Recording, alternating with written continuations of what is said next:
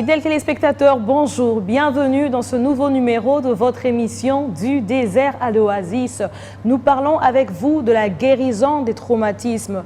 Pourquoi nous parlons de ce thème? Parce que ce thème, le traumatisme bien sûr, est un facteur, un problème qui peut arriver à chacun de nous. Chacun de nous fait face à des adversités, à des échecs, à des événements qui suscitent la peur. Chacun de nous fait face à des situations qui les contrarient ou qui les contraignent.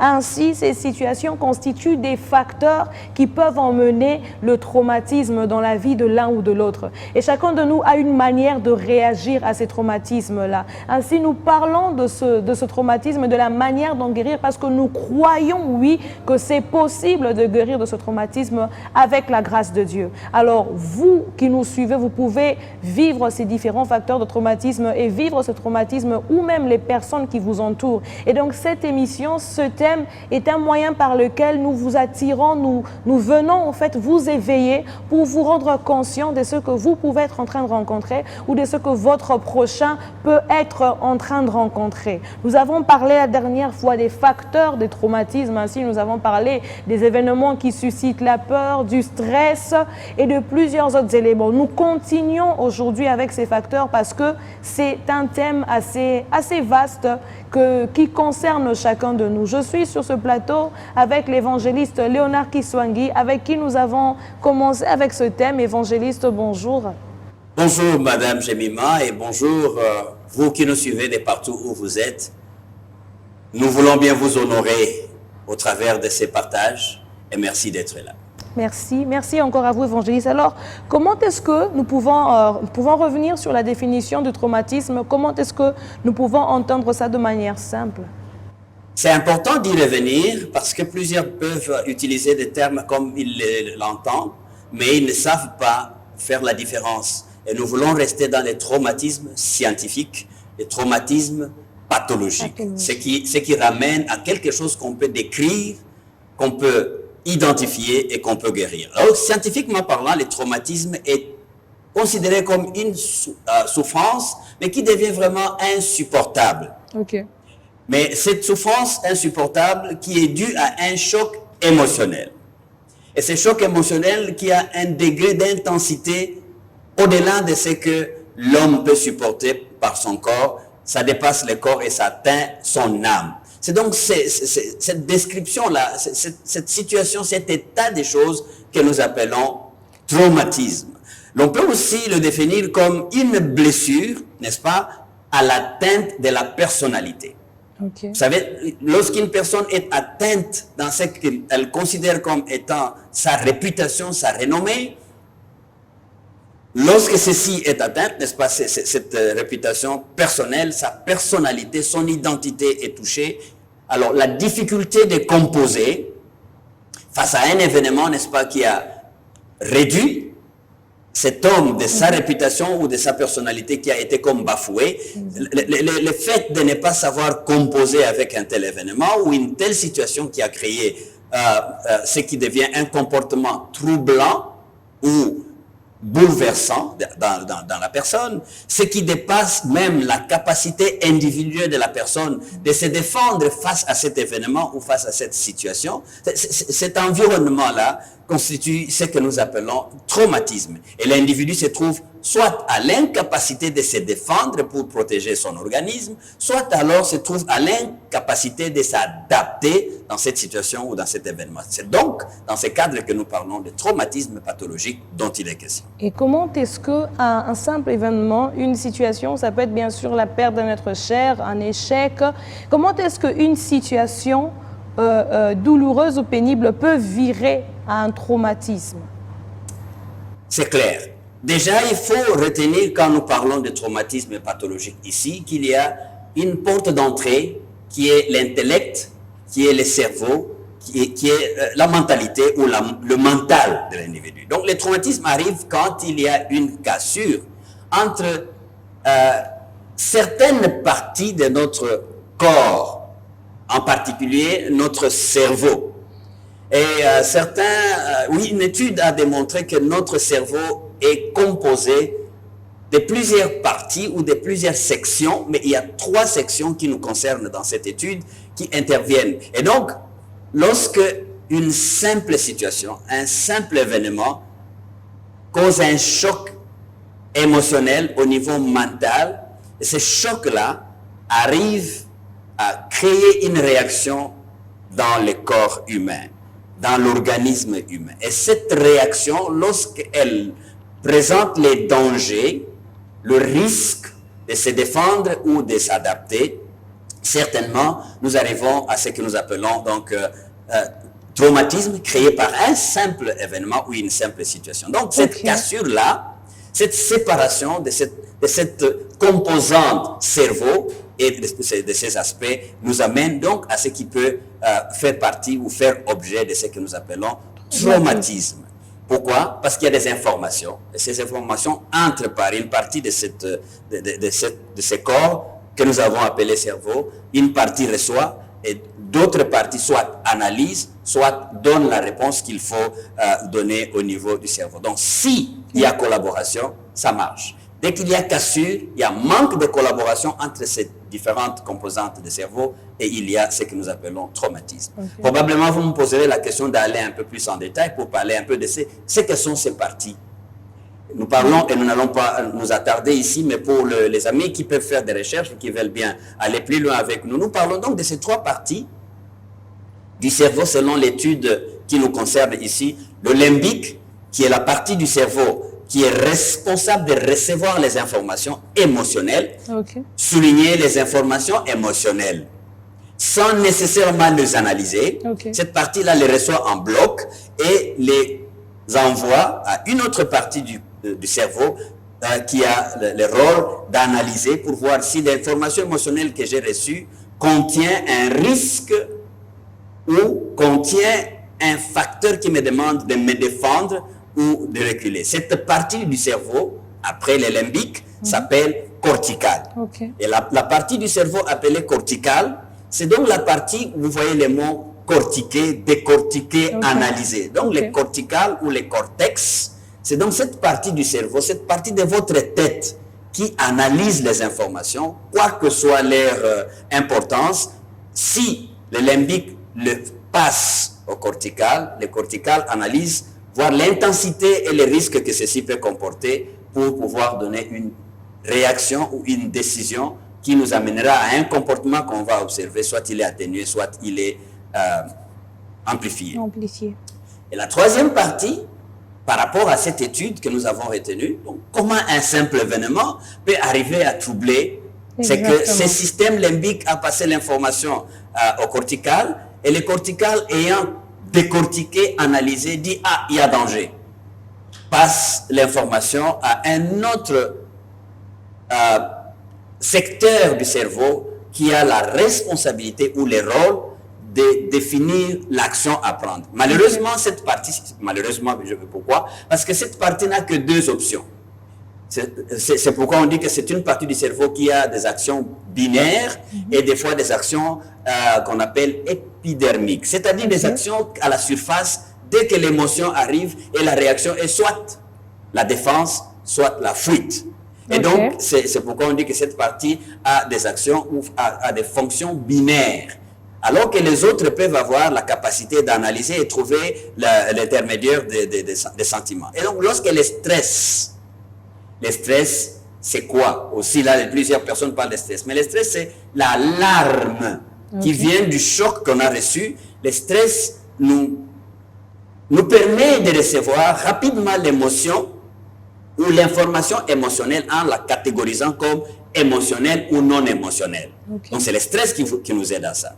Plus le degré de stress est élevé, l'événement, le simple événement que nous venions de recevoir peut être catégorisé comme émotionnel à haut risque ou émotionnel sans risque ou émotionnel positif, etc. On pouvait bien arriver à ça. Donc, lorsque le stress communique la panique, la peur de la mort, alors à ce moment-là, on déclenche les systèmes traumatiques. Toxique, n'est-ce pas, à notre système. Donc, il faut apprendre à cultiver une bonne manière de recevoir les événements ou les informations qu'on reçoive au niveau des situations ou des événements qui arrivent. Donc, mais aussi, il faut que je note ici, j'espère que les amis qui nous suivent prennent intérêt à bien noter, que souvent, les traumatismes se manifestent face à un besoin fondamental non satisfait.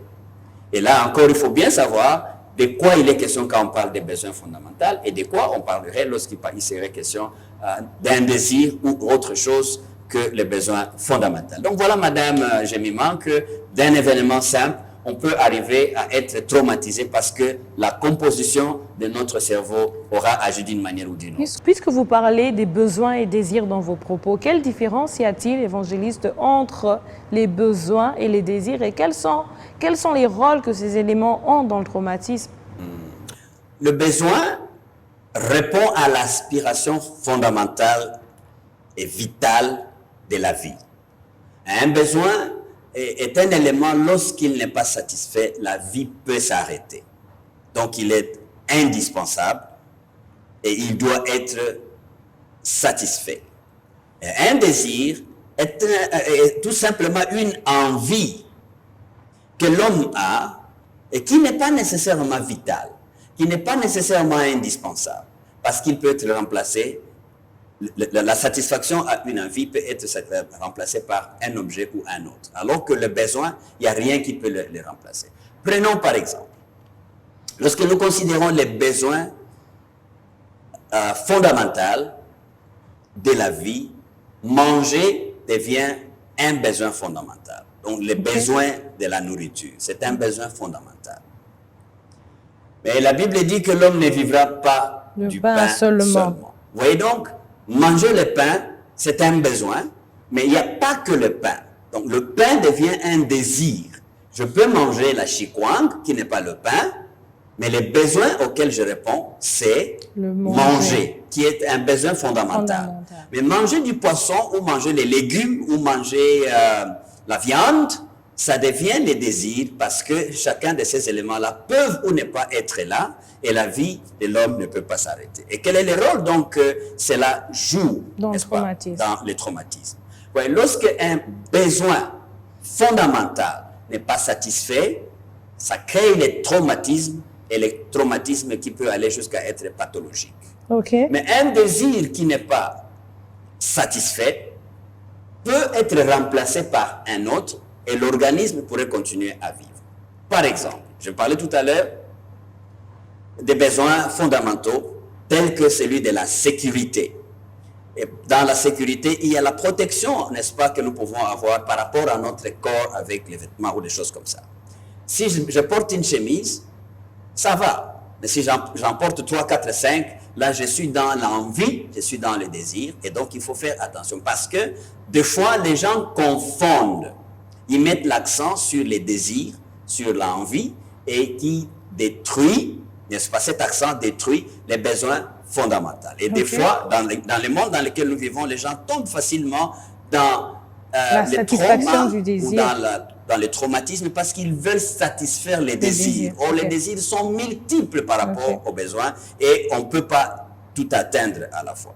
Donc, la façon, n'est-ce pas, de répondre à un besoin diffère d'un individu à un autre, mais aussi de l'éthique que nous avons, soit que nous soyons chrétiens, soit que nous ne le soyons pas, soit que nous soyons d'une certaine personnalité ou pas. Donc, cela dépend de comment nous répondons aux besoins et comment nous répondons aux désirs. Et cela peut être une possibilité pour nous d'éviter ça. Je reviens aux besoins fondamentaux. Vous en avez parlé quand même dans les exemples, mais j'aimerais que nous en parlions quand même en long avant de finir cette émission. Quels sont les besoins fondamentaux cruciaux pour l'homme, l'être humain?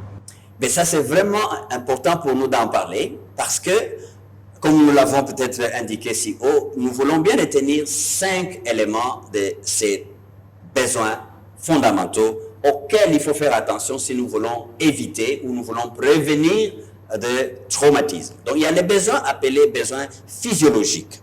Et qui dit besoin physiologique, ça réfère au fonctionnement de l'organisme humain. Et ce sont donc des besoins qui répondent à la survie de l'être humain. Il soutient l'organisme pour que celui-ci puisse vivre. J'ai cité tout à l'heure la nourriture, le breuvage, le sommeil. Je pourrais aussi ajouter ici, dans ces besoins physiologiques, les loisirs, Ok. le fait de s'épanouir dans les Se divertissements détendre. sains.